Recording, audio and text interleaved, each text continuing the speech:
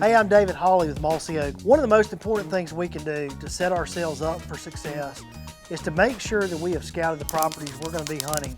So one of the things I'm going to do when I start scouting is I'm going to try to find and identify my road systems throughout a property. I'm going to walk these road systems and I'm going to be looking for a couple different types of sign.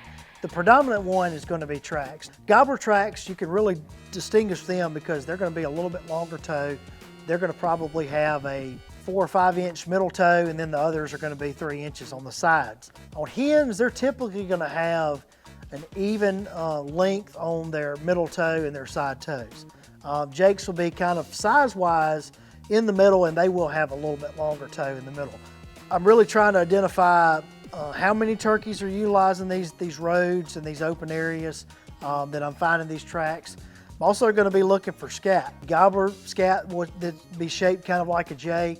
And what that kind of tells me is these are places that gobblers are feeding in. They may have hens in. There's a food source here. And so it's a place that I'm really going to be considering as a setup area because it's an area that they need to satisfy their food sources. Another thing that we look for, especially in the woods or in areas that have mass crops, are going to be called scratching. And this is going to be where gobblers and hens are going through the woods and they're scratching up leaves to find acorns that have been buried up underneath the leaves. And so you're going to see these raked up areas where there will be bare ground and then there'll be leaves congregated and so on and so forth.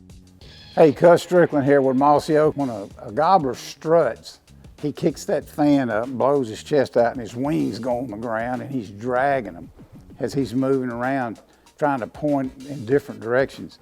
And those wings will get flat. He'll just wear them off. The more he struts, the flatter the wings. You know, they won't have that point on them like a feather. They'll be flat on the end. Well, you can see that sign if you're looking for it. If he's in a dirt or a sandy road, it'll look like claw marks. It just look like you had nails on your fingers and you're doing like this.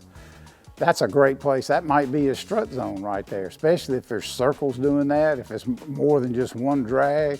If there's a lot of those claws in the dirt or in the sand, could be a strut zone. A little harder to see in the woods, but you can tell where he's been flipping the leaves around. And again, you're looking for maybe a little elevated place.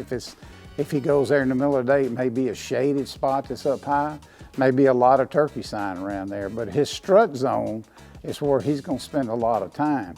And if you do find one of those, find you a place to sit down and be comfortable and be really, really patient, because the strut zone, you are in his bedroom.